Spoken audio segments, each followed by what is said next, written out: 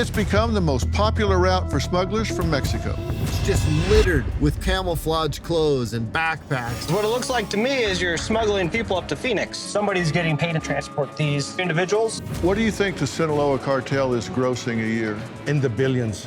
Just wanting a better life is not a reason for asylum. They just say, well, the gang violence. And my question would always be, why'd you leave your family behind?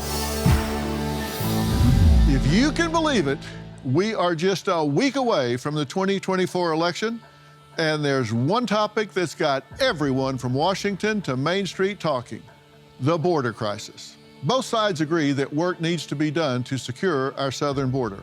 I wanted to see for myself what's going on down there. I've been to the Texas border in Eagle Pass. Now let's zoom in on Pinal County, Arizona. This isn't just some little patch of desert. We're talking about 5,374 square miles of land right in the middle of the state. I bet you didn't know there's a super highway for illegal crossings down there. It's been nicknamed the Smuggler's Highway, right on Interstate 10, which runs through California and Arizona. It's become the most popular route for smugglers from Mexico. But sheriff's deputies in Pinal County say it isn't just cartels smuggling migrants. Americans are being hired by the cartels, and they are offering a lot of cash per person to these young Americans. With a steady stream of high-speed chases, these load cars are killing innocent Americans. Here's what happened just yesterday. Tucson Sector Border Patrol apprehended more than 7,000 undocumented immigrants this week. They also stopped 24 human smuggling operations. You have 4 illegals in your car? Don't look at me like you don't know what I'm talking about. Children as young as 12 have been detained for picking up migrants at the border. Our mother was T-boned at 115 miles per hour by a 16-year-old transporting 4 illegal immigrants. Now, the driver of the car was an American citizen paid to transport these people, correct? Correct. If the border was closed, this would not have happened.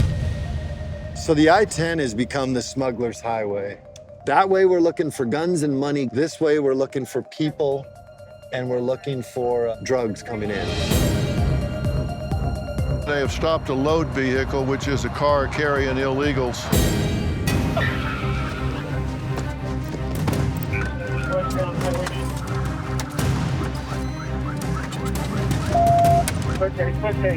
Copy, pushing. You hear people all the time say there's not an increase in crime among the illegal immigrants in this country. This is not a violent population. That's not true in Arizona. We've seen more assaults on law enforcement agents, officers, troopers, and deputies over the last 3 years I've ever seen in my life. So this isn't a close call with you. It's not a close call. Right in the thick of it all, we've got Sheriff Mark Lamb. He says the drugs and people being trafficked through this highway are ending up in cities all across America. In fiscal year 2023 alone, Arizona had more than 775,000 illegal border crossers. Now that's a whole lot of people slipping through the cracks. And Sheriff Lamb is out there every day trying to wrangle this situation. This is the smuggler's highway. This is how they get people and drugs from the border, basically from Mexico across the border, and they will eventually end up on the I-10 and get their drugs and the people into Phoenix. So one of the ways they come in is obviously they get in a vehicle, they drive along the I-10. Another way is all this desert area along here. Just a few miles from here is an Indian reservation, the Tohono Indian Nation, and there is no wall there. There's only 3 strands of barbed wire fence at best. So the cartels will actually push people through the reservations, and they'll walk 60 miles on foot through the desert in camouflage clothes, trying to avoid detection, oftentimes carrying drugs with them. And I could show you probably 50 to 100 spots where it's just littered with camouflage clothes and backpacks and carpet shoes. They are shoes that go over their shoes, and they have carpet on the bottom, and it's designed so that it doesn't leave tracks and it doesn't make noise in the desert as they're walking through. And they're trying to avoid detection, not just from us and law enforcement, but they're trying to avoid detection from RIP crews as well. These are other drug dealers and other traffickers of humans, and oftentimes they'll try to steal it from the cartels when they're bringing it in. Up until just recently, there wasn't a lot of punishment for somebody that had illegals in the car. We have since passed laws that basically assisting or participating in a human smuggling organization as a driver transporting, you're going to be charged with a felony. Because the cartels are targeting the social media platforms, inherently they tend to find more kids than adults. And Cochise County, I think the youngest they've had is 12. We've had 14-year-olds, 15-year-olds, and the cartels do this on purpose. They engage youth because they know that if they get caught or they get charged, that the consequences are a lot less for them than what it would be for an adult. And the majority of the people doing the trafficking are Americans. They're paying these kids or other Americans $1,000, maybe even more, per person that they transport. So when you recruit a 14-year-old, 15-year-old, 16-year-old to transport humans or drugs, not only are you putting that child at risk initially, because they're picking up a handful of mostly military-age men who you don't know who they are, you don't know if they're convicted sex offenders, you don't know any of that.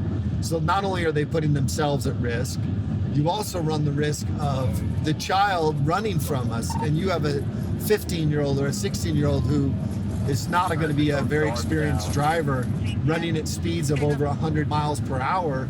So it puts us at risk. So our job is to catch these people. And so what we look for are indicators that we've basically learned over time with experience, some of the things that you might pick out, temporary tags, tinted windows, the weight of the vehicle, how it sits. We're looking for load vehicles. A load vehicle means that they're carrying some type of load, and the load is typically humans and drugs coming into the country. And the way we're going right now towards Mexico, it's going to be guns and money going back to Mexico. You know, when you're looking for driving behavior of a load vehicle, you can look for a myriad of different things. You know, sometimes when they drive past you, they don't want to look at you. They have a guilty look. Sometimes they are driving under the speed limit because they don't want to make any mistakes. We're gonna get a stop on this vehicle. You can't really see because of the tinted windows. However, you can see how weighted down the vehicle is.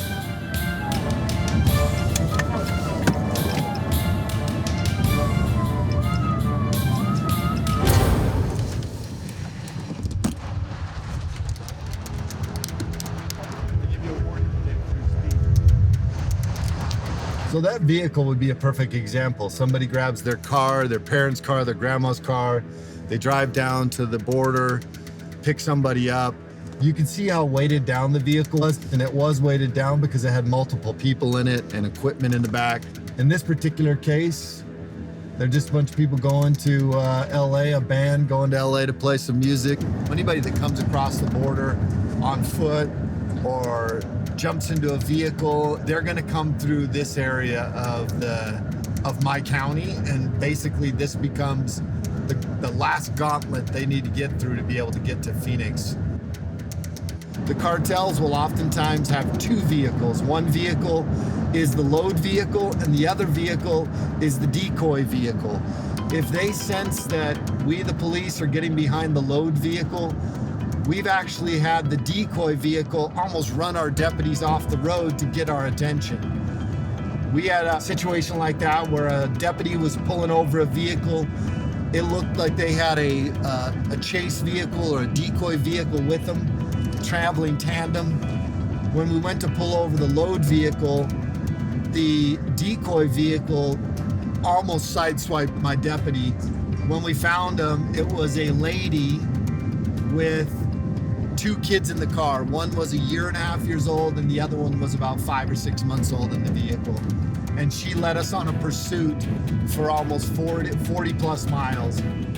So this is very dangerous for us, but we're always looking first and foremost for the public safety. It is not easy.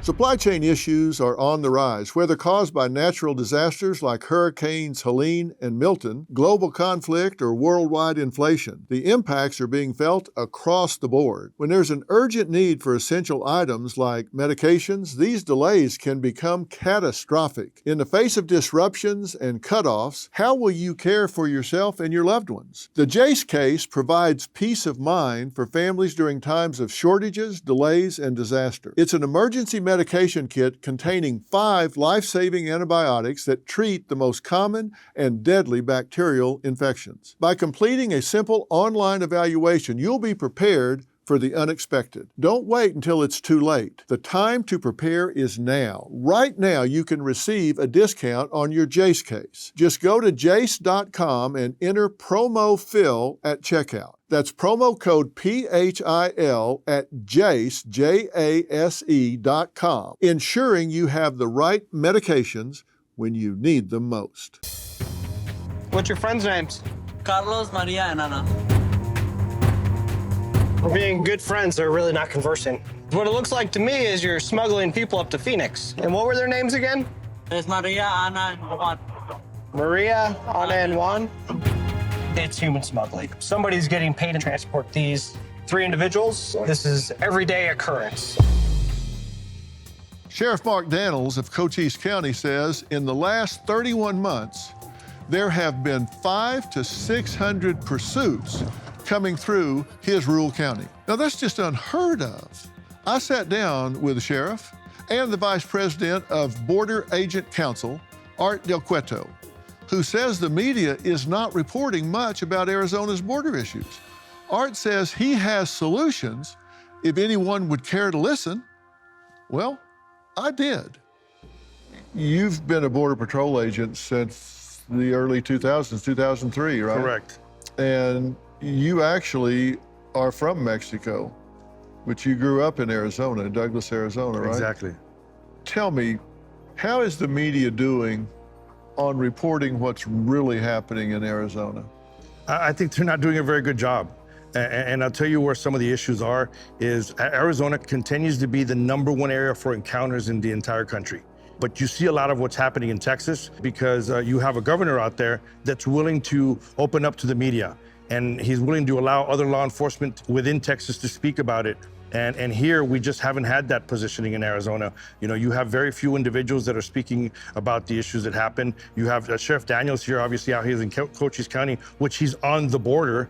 And he constantly speaks about the dangers. You have Sheriff Lamb further up north in Pinal that speaks about it. But other than that, you really don't have that much talk about it. Me, as the vice president of the National Border Patrol Council, I come out as much as possible and I say, look, we're having a lot of issues out here. Take, for instance, in El Paso, when you saw the 300 individuals that knocked down that fencing and came through, at that same time, you had 3,000 entries in Arizona. But people wouldn't speak about those issues because it's not in the limelight, it's not being seen. Gotaways are a big thing. There's no telling what the number is of the actual gotaways because there's no one out there to actually see them. That's exactly right. And the terrain here is so difficult. And even with 3,500 plus cameras, aerials, all of this, it's not like you don't know what's going on. It's just you can't always get where you need to be to do what you need to do. And every law enforcement has their budget restraints. The federal government's the same way. We're dealing with individuals that don't have a budget. They can do whatever they want. And right now you're talking about, hey, the numbers have slowed down. Well, the numbers have slowed down in a lot of areas, but it's because of the way the government has counted the numbers first and foremost. At the same time, you have a serious war going on just south here. There's a big war going on between cartels. There's been gun battles and gunfights each and every single day down there, all along the border. And then I was recently talking to an individual south, and I said, you guys got wars going on in Mexico. How do they afford it? Well, obviously they've afforded it because they've brought so many drugs and human smuggling into the country. Right now, one box of 50 rounds in ammunition in Mexico is going for $100 a box. Where are they getting it? They're getting it through here because they realize that, hey, you can bring 30, 40, 50, 100 people. That creates the distraction where now agents are gonna have to respond to that area and worry about transport. And while agents are stuck in that area waiting for transport, you got all these other individuals going north, bringing in fentanyl and more human beings into the United States. And at the same time, it's a free-for-all to also go south. The scouts bring people north, and then they go south and they bring more people. Every time you see a car chase in Cochise County, the drug cartels know that you're gonna have a lot of resources at those events, and that allows them to continue to bring loads into the United States. And you say that gotaways are up 60% from last year so far? And that's just a guesstimate, but I've seen many a times where agents have been going after groups, and if they walk one behind the other, they wear carpet shoes, which is a piece of carpet underneath their feet, so you don't know how many people are crossing. And the common practice on the radio is saying it's 20 plus. Well, those 20 plus can turn into 60. You don't know.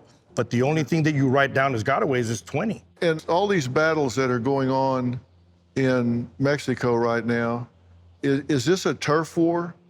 This is absolutely a turf war. You got several factions that are fighting, but at the same time, they need to supply their war by money. And how do they do that? By continuously bringing drugs and more people in the country. Yeah. It's been estimated that the Sinaloa cartel themselves work in over 150 countries worldwide. At the same time, CBP has reported that they've arrested people from over 160 different countries worldwide. The red flags are there. What do you think the Sinaloa cartel is grossing a year? In the billions. I heard it was over $2 billion is what they netted after all costs. It was still $2 billion, $2.3, $2.6 billion. That's why they're doing, it's a business.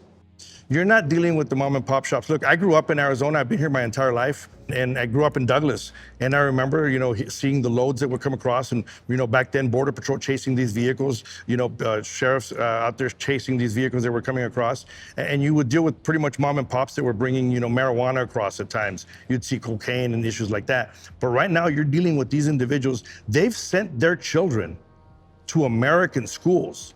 They've sent their children to American universities.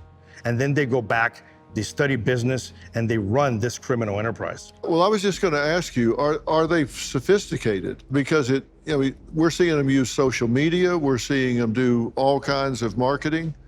If you could wave a magic wand and could do something to get this under control, what needs to happen at the border? You need to have the proper policies in place. First and foremost, you have to, you hear the word remain in Mexico.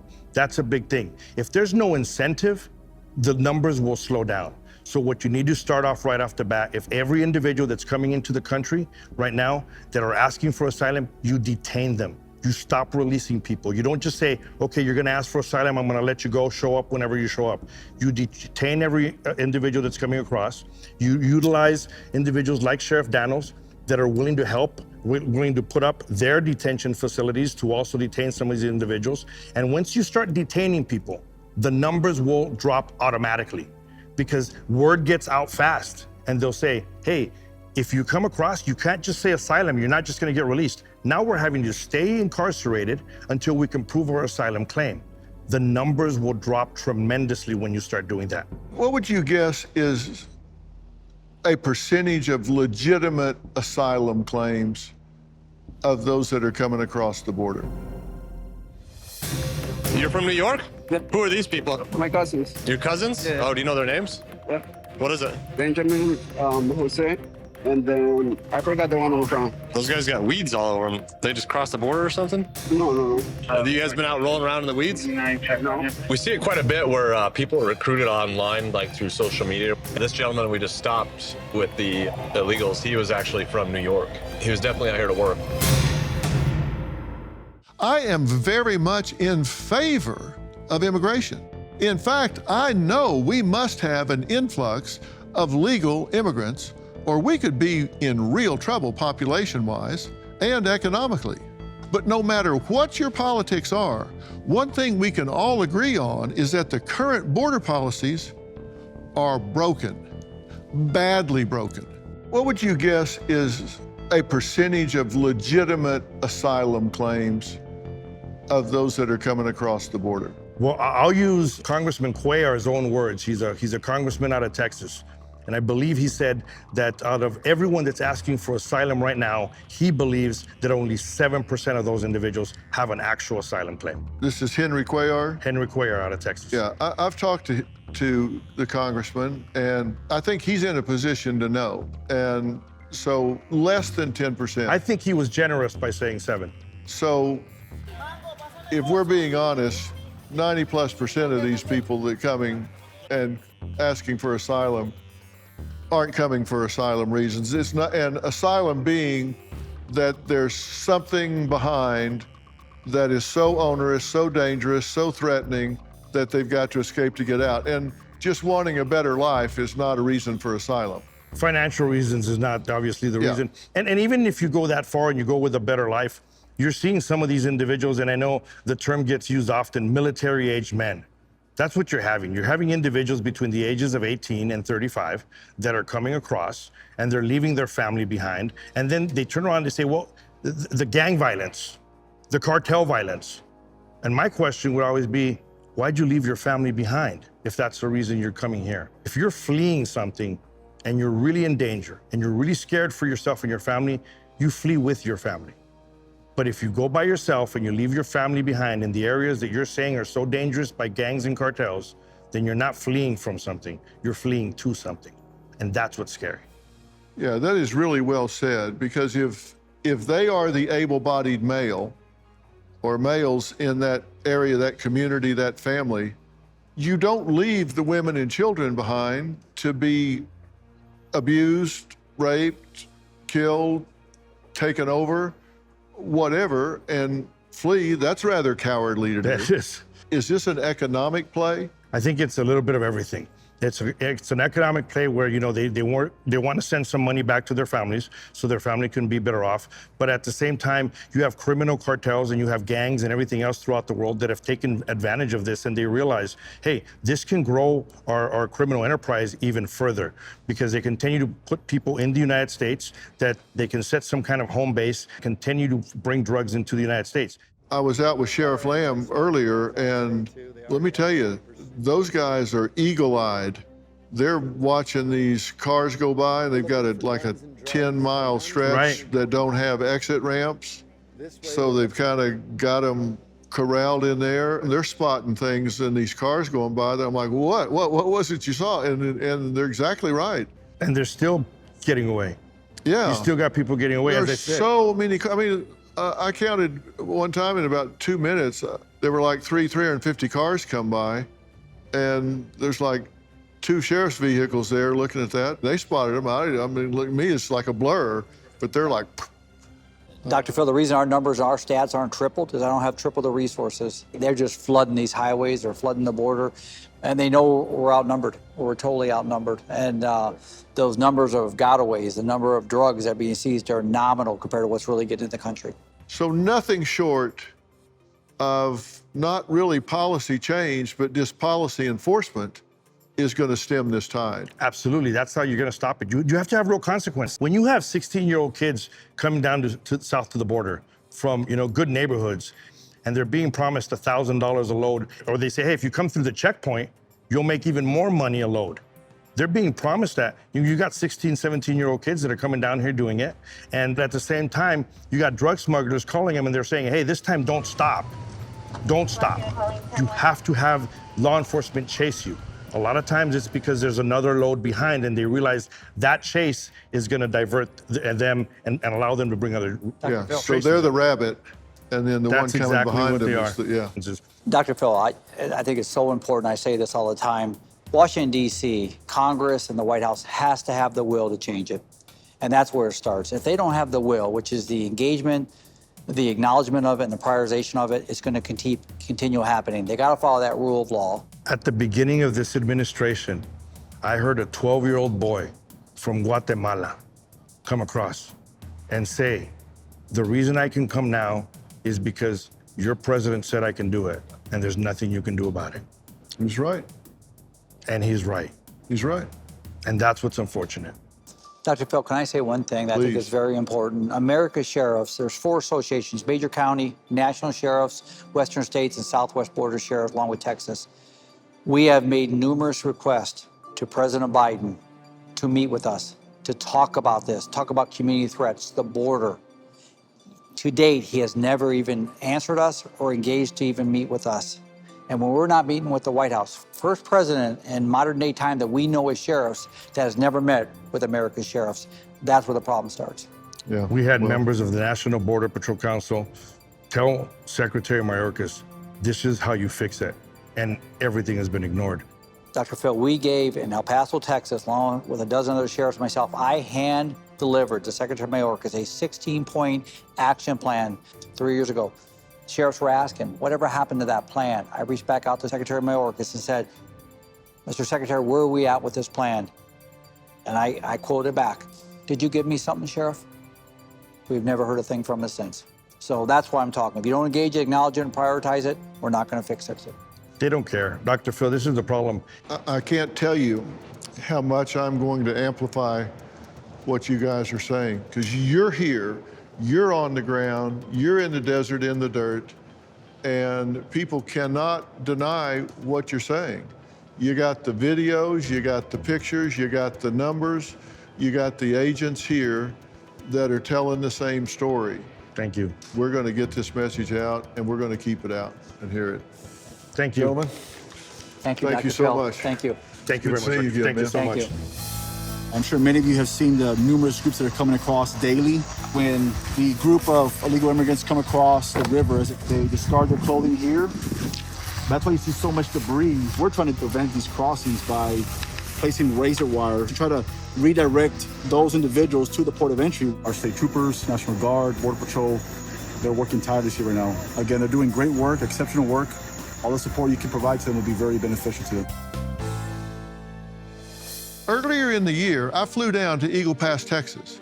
I met up with Lieutenant Christopher Olivares of the Texas Department of Safety and Brandon Judd, the former president of the Customs and Border Patrol Council, and asked them the hard questions that you won't see anywhere else. I have put together those key moments from my time on the Texas border, and I want you to take a look at these.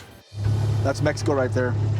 These people that are coming across, how do they get from China to that side of the river? It's all coordinated with, criminal smugglers in Mexico. Every person that comes across that river, whether it be an adult or a child, is paying a fee to these Mexican cartels. You're talking about Chinese people are paying anywhere from $35,000 to $50,000 a person just to get across. If you've got Chinese, you've got Syrians, you've got people that are clearly coming from enemies of the United States, and they don't have the money, then it's clearly being financed by somebody. Exactly. How many known terrorists have been apprehended in the last 3 years? There's been over 300. It would be naive to think that you've caught 100% of the terrorists. Yeah, of course, that's not the case. So if you've caught 300, then there may be 3,000 that are in the country. Yeah, if you look at based off the number of people that they have confirmed so far, based off CBP, 1.7, 1.8 million known gotaways. Remember, that's just known. But if we've got 3,000 to 30,000 known terrorists that are in this country and we don't know where they are, we're not tracking them, we're not monitoring them, then we've got a threat inside this country. They could be scattered throughout the United States, making some coordinated plan to act against the United States at a certain time. Exactly. We wouldn't know until it's too late. The barbed razor wire along the Rio Grande is at the heart of a tense standoff between Texas and federal officials. How is this battle of wills playing out here on the ground? Brandon Judd is the president of the Customs and Border Patrol Union. He says he works side by side with Texas law enforcement nearly every day. Brandon, it's good to talk to you. It's pretty quiet here today. It is. That's a good thing, right? It's a very good thing. Why is it quieter? It's because of what you're seeing right here. When Texas sees Shelby Park, the cartels recognize that this was very, very bad for their business. So they're going to move the traffic based upon what's going to be good for them. These children that are coming in that have addresses or phone numbers, somebody calls that number, right? We do. So if they're unaccompanied children, we'll take them into custody, we'll process them, we'll verify that their addresses are correct, phone numbers are correct, and then we'll turn them over to the Office of Refugee and Resettlement. And ORR will then ultimately place them where they're supposed to go. And when they come in with someone that says, I'm their mother, aunt, uncle, or whatever, we have no way of verifying that. We do not. And they're sent off to this number or address that is coordinated in some way. That is correct.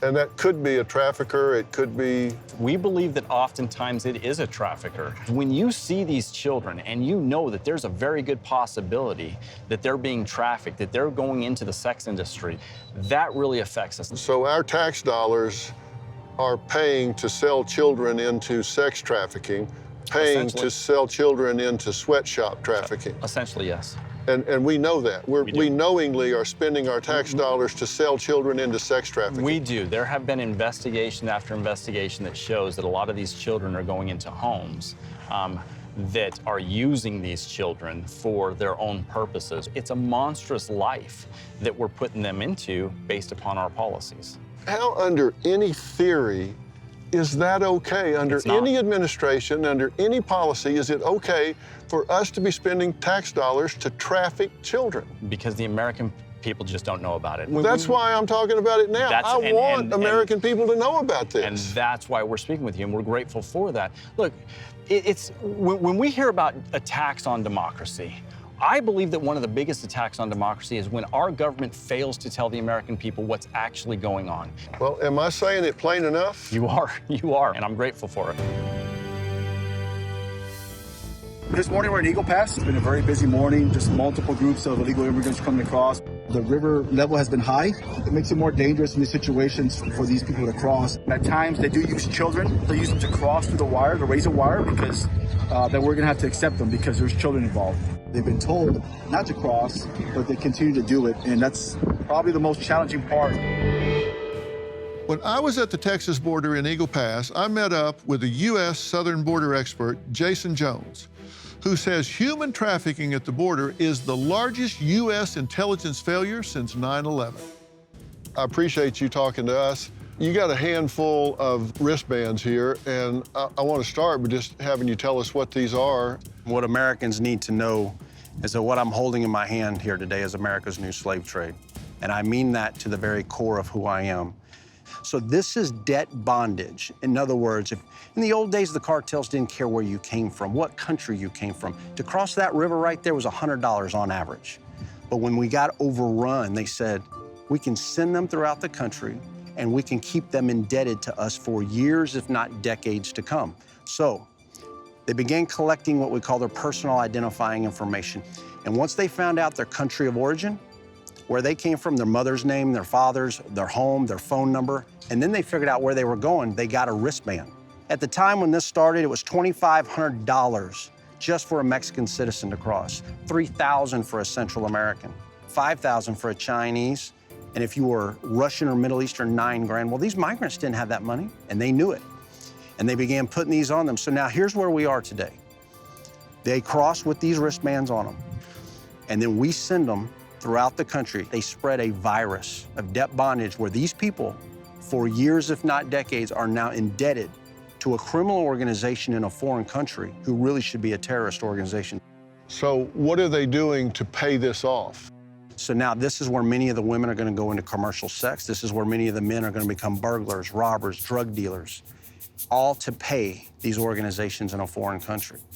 The estimates are, since the new administration, and I'm not political at all, I'm just trying to put a marker down time-wise, that 6 million people have come across the border. I've also heard that it's closer to 15 and up million people have come across the border. Where do you put that number? 10.5 million under the last administration. That's not a perception, that's not a feeling. Anybody watching right now can go to the U.S. Customs and Border Protection, look at the data on the website, and it'll show you. And then you add 2 million known gotaways to that.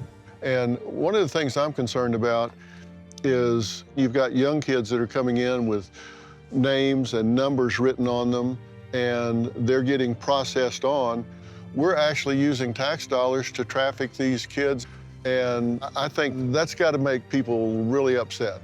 You know, through the natural course of time, all truth's going to be revealed. And when the American people see what has been taking place down here and all of the things you and I have talked about that they weren't told about was happening, get ready. Yeah. America's going to be stunned at what we've allowed here. It's not a U.S. problem, it's a global problem. But for the U.S., we got to deal with it here first. Well said. Thank you for your time. Thank you, Doc. You're probably asking yourself, what's it like living in this small town of Eagle Pass, Texas, when the border crisis is in your own backyard? Well, I met up with Kim, who says her family's cattle ranch was ruined, absolutely ruined by illegal migrants.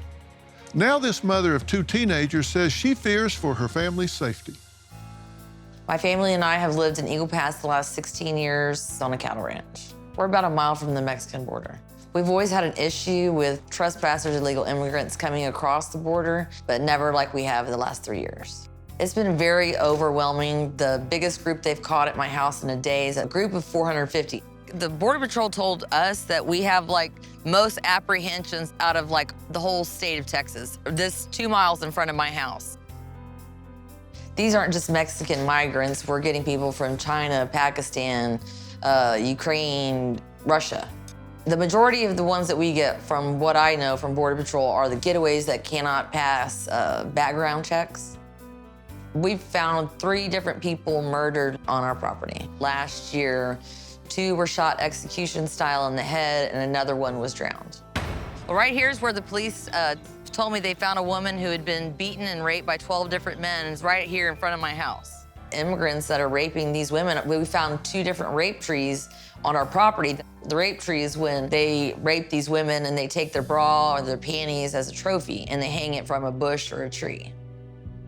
One time, my husband came home for lunch and found 2 men in the kitchen, and he went running to the back of the house to make sure our daughter, she was 16 at the time, was okay, because there's so many women that they'd found beaten and left to die. And when he came back, the 2 men ran out that back door right there and went into that field. Well, people that say that open the borders have no idea what's happening on the border in the first place. I'm scared for my kids and myself, and I'm not anti-immigrant. I want them to come, but I want them to do it the right way.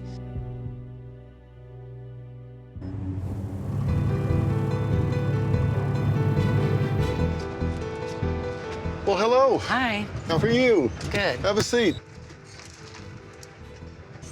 So, thanks for talking to me. Oh, you're welcome.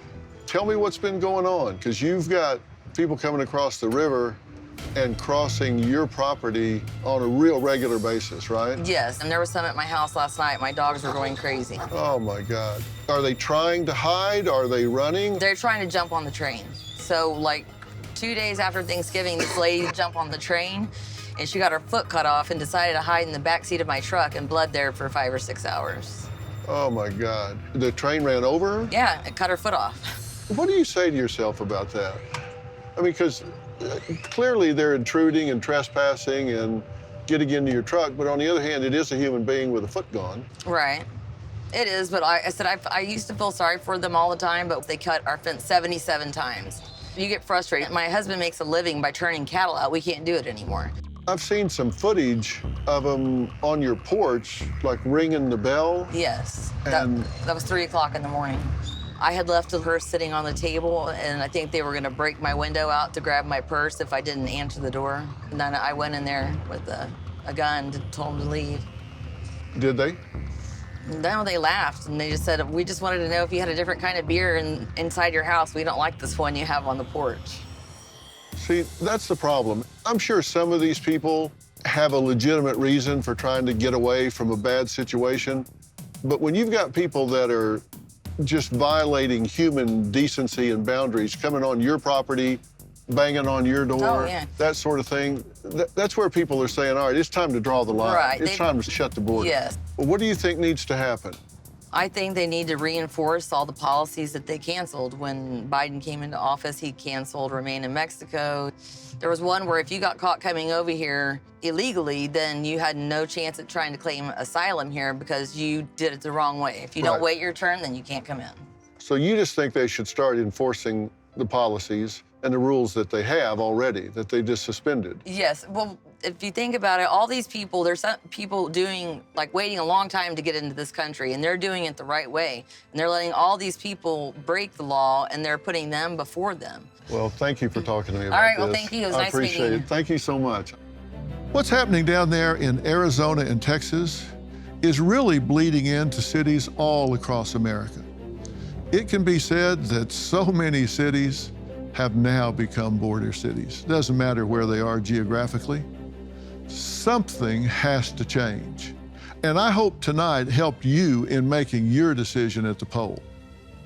I want to thank Pinal County Sheriff Mark Lamb, Cochise County Sheriff Mark Daniels, Vice President of Border Agent Council Art Del Cueto, and all the men and women working to keep our borders safe. Trust me when I tell you, this isn't a border agent problem. These are dedicated men and women who are working themselves to the bone. Thank you, and good night.